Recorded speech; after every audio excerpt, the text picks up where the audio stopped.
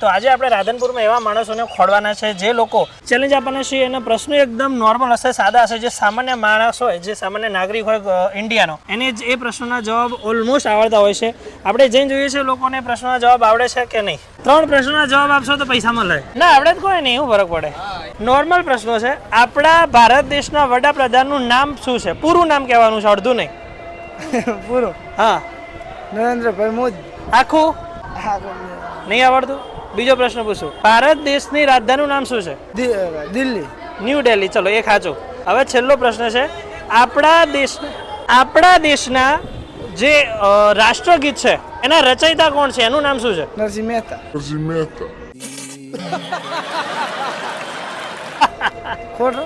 ખોટું, નરસિંહ મહેતા નથી ભાઈ. ચલો થેન્ક યુ.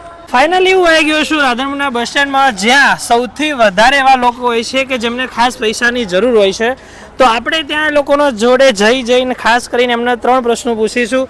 એ પ્રશ્નોના જવાબ જો એ લોકો સાચા આપી દેશે તો આપણે એમને પ્રાઇઝ મની આપવાના છીએ, અને નહીં આપે તો નહીં મળે. તો જઈને જોઈએ છે કોણ કોણ પ્રશ્નોના જવાબ આપી શકે છે. સામે પહેલાં દાદીને બેઠા છે, આપણે દાદીને જઈને પૂછીએ છીએ કે એમને એ પ્રશ્નોના જવાબ આવડે છે કે નહીં. પૈસા કમાવા તમારે પૈસા? હું ખાલી 3 પ્રશ્નો પૂછીશ. એ પ્રશ્નોના જવાબ તમને સાચા આવડ્યા તો હું તમને 100 રૂપિયા આપીશ. નહીં આવડે? તમારાથી આવડશે? 100 રૂપિયા આપીશ જો 3 પ્રશ્નોના જવાબ સાચા આપ્યા તો. નોર્મલ આપણે ભારત દેશના પ્રશ્નો છે 3. ફાવશે તમને? ટ્રાય કરવું જોઈએ? ના નહીં આવડે કોઈ વાંધો નહીં. લો માઈક હાથમાં રાખો. હું પ્રશ્ન પૂછું એના જવાબ આપવાના. હું આપીશ તમને, આપીશ. તમારે મને નહીં આપવાના. આપણા ભારત દેશના વડાપ્રધાનનું પૂરું નામ શું છે? આખું નામ. આખું નામ. મોદી સાહેબ નરેન્દ્ર.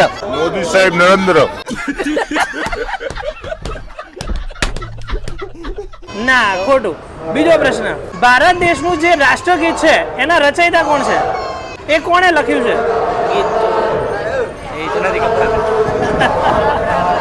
નહીં ભાવે?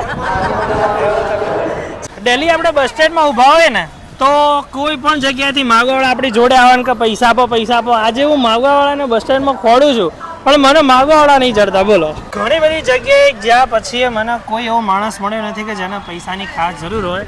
તો હવે આપણે આ બીજા જે લારી ઉપર જે બધું વેચતા હોય, શાકભાજી કે બધું ફળ ફળાદી, એમને પૂછીને એમને ચેલેન્જ આપીશું. જો એ ચેલેન્જનો જવાબ આપી શકશે તો આપણે એમને પ્રાઇઝ મની આપી દઈશું ફટાફટ. ચેલેન્જ કરો છો મારા અંગાતે? કરીએ ને. 3 પ્રશ્નોના જવાબ સાચા આવડ્યા તો 100 રૂપિયા આપીશ, નહીં આવડે તો કાંઈ નહીં. પહેલો પ્રશ્ન એ છે, આપણા દેશનું રાષ્ટ્રગીત કયું છે અને એ કોણે લખ્યું છે? હા. આપણા દેશના વડાપ્રધાનનું પૂરું નામ શું છે? મોદી સરકાર. આખું નામ. મોદીના બાપને નામ ખબર નહીં.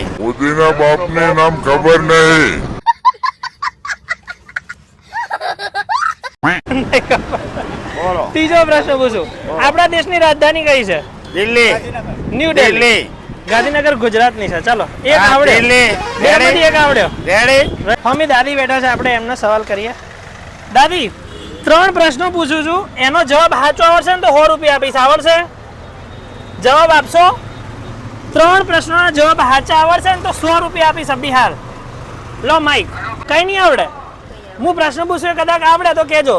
આપણા દેશના વડાપ્રધાનનું નામ શું છે? પૂરું નામ નહીં ખબર? ચલો 3 પ્રશ્નોના સાચા જવાબ આપશો તો 100 રૂપિયા આપીશ. ફાવશે? આપણા ઇન્ડિયાના ખાલી પ્રશ્નો હોય, નોર્મલ પ્રશ્નો. સાચા આવડશે તો 100 રૂપિયા આપીશ. આ હાથમાં રાખો, વાંધો નહીં. ચલો આપણા દેશના વડાપ્રધાનનું નામ શું છે? નરેન્દ્ર મોદી. આપણા દેશની રાજધાનીનું નામ શું છે? વડુ મથક, પાટનગર? નહીં, રોંગ આન્સર. છેલ્લો પ્રશ્ન. આપણા દેશનું રાષ્ટ્રગીત કોણે લખ્યું છે?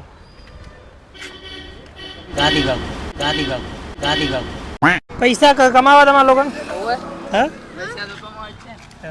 હું 3 પ્રશ્ન પૂછું, એના સાચા જવાબ આપ્યા તો 100 રૂપિયા આપીશ તમારે બધાને. નહીં આવડે તો કાંઈ નહીં. રેડી? આપણા ભારત દેશના વડાપ્રધાનનું આખું નામ શું છે? नरेंद्र मोदी भाई दामोदर भाई। बेकार है भैया, मैं तो टूट गया। व्यवस्थित नाम बोल आखे आखो।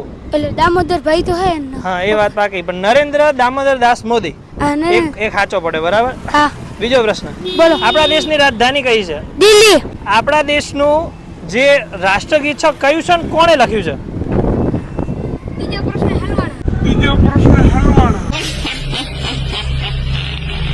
રાષ્ટ્રગીત ને જાણા ગણા મના કોણે લખ્યું? લખ્યો હોય નહીં. હા અહીં રવિન્દ્રનાથ ટાગોર. રાઈટ. આના પૈસા મળે. આ લોકો જીતી ગયા છે, અમને આપણે 100 રૂપિયા આપી દઈએ છીએ. મજા આવી?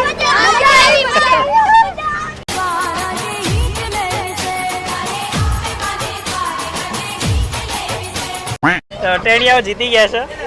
કેટલી જગ્યા